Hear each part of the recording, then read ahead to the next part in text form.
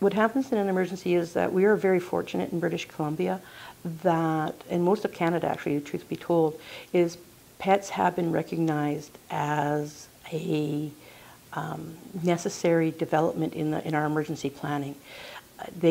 Most areas now have, not only do they set up a human shelter, but right next door they tend to set up the animal shelter. So the big thing is that when you can bring your animal out to safety, when you come out, you bring them with you, and not only will you be taken care of, but your pet will be taken care of as well.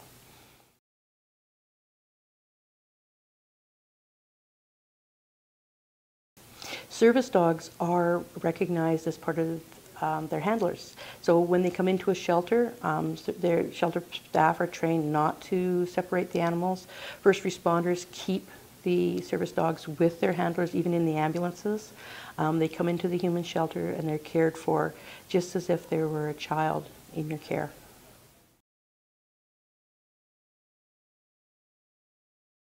We have to divide that up into large dog, small dog. A lot of small dogs, they're easy enough to pick up and take with us, but that's the easy part. When they're anxious and agitated and they're really not cooperating, or when you have, again, you're going to be that compassionate individual and your neighbor has asked you to evacuate out their dog, and the dog isn't really cooperating with you. Again, a pillowcase, a sheet, a towel, just come up behind them, don't make full eye contact, drop it right over their head, get a hold of the scruff. If they have a small carrier, then you can just back them straight into the carrier, just like that, keeping the sheet over the head, that way they're not going to be able to bite you, and then just close the carrier like that. And make sure it is fully locked and not going to come out. That's why we have extra little, we call zip ties on the top. If they aren't fitting well, then we can just simply put a zip tie through there and it'll stop the door from opening, especially for juggling downstairs and things like that.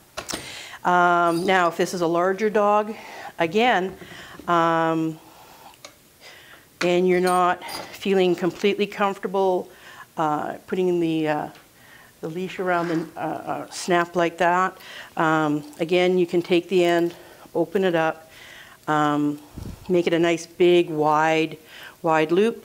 Just spread it apart with your fingers. Again, you just scruff and then drop it over, and again you'll be able to take them out. And you're going to want it short enough that you're going to be able to have a good distance between you and the animal, so they can't reach you if they look like they're going to be a little upset with you, that sort of thing. And it's pretty simple with that. Most dogs are more than happy to get out of an emergency situation. They will just come with us quite happily, as long as they have some guidance. But again, if need be, you can, again, with a larger dog, put it over the top. You know, and it looks kind of horrid, but you can get the leash on there because, again, they can breathe. They're not going to suffocate. It's your safety that we're looking out for. And again, once you get it on there, if you want to, you know, pull it up a bit, then you can keep it on there. This is called hooding, and it restricts their vision enough that they're not going to be able to get you out or to get a hold of you. So you're going to be able to guide them a little bit more effectively.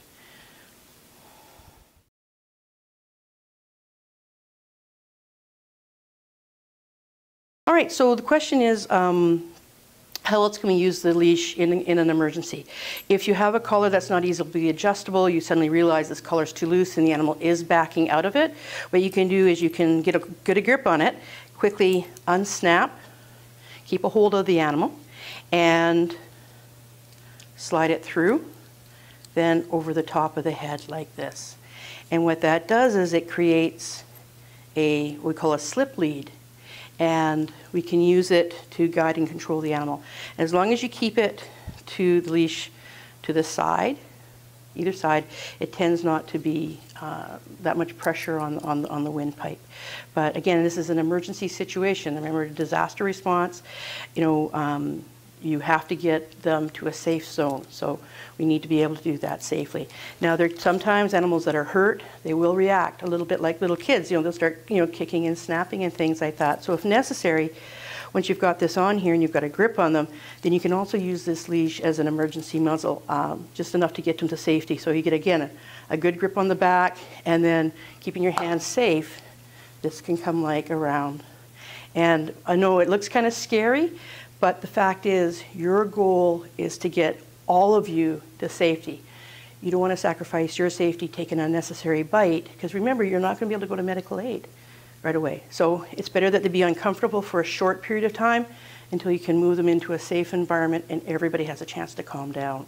Then, of course, it's very easy to unwrap, and I'm sure they will forgive you after a short period of time.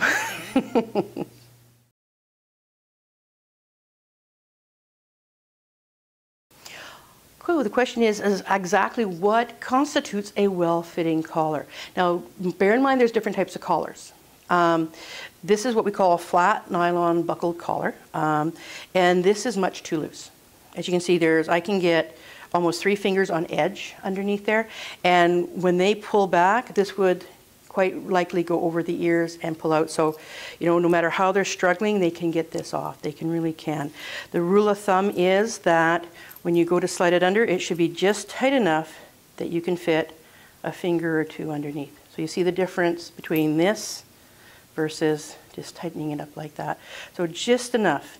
And again, it shouldn't be choking. You know, this is quite actually loose still. That's not going to tighten up on them.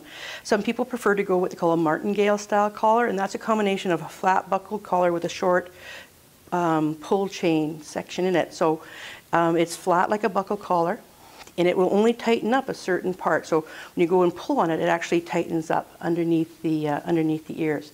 Again, it doesn't choke because you can adjust it, so it just takes that little extra slack. So if you prefer a loose collar, you think it's nicer for the animal, opt to have the martingale style, where when you do need to have that control, you can pull it up and it will tighten enough that it's not going to come up over their head.